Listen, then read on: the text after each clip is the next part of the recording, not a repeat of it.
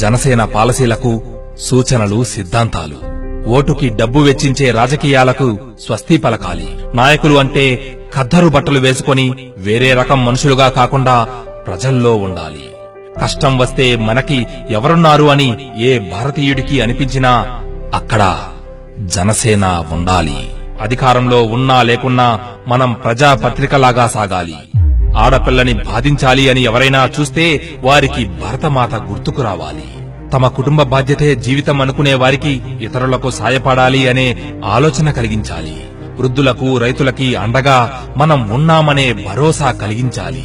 కేవలం రాజకీయాలు మాత్రమే కాకుండా సమాజంలో మన పూర్వ పద్ధతులు, కట్టుబాట్లు, మంచి చెడు విలువలు అన్నీ జనానికి బోధపడేలా చేయాలి. దేశభక్తి విలువలు ఉండేలా సమాజం పట్ల ఒక బాధ్యతతో కూడిన విద్యను సిలబస్ లా ప్రవేశపెట్టాలి. తద్వారా మరచిపోతున్న మన విలువలను ఆ విద్య అందిస్తుంది. లంచగొండితనం పైన మనం కన్నెర్ర చేస్తే ఎలా ఉంటుందో చూపించాలి. న్యాయం జరగాలంటే న్యాయస్థానానికి వెళ్లాలి, పోలీస్ స్టేషన్ కి కాదు అనే ప్రజల అభిప్రాయాన్ని మార్చేలా కృషి చేయాలి.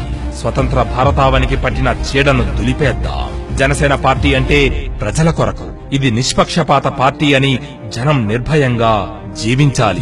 జీవించేలా నమ్మకం కలిగించాలి. అది మన బాధ్యత. జై హింద్.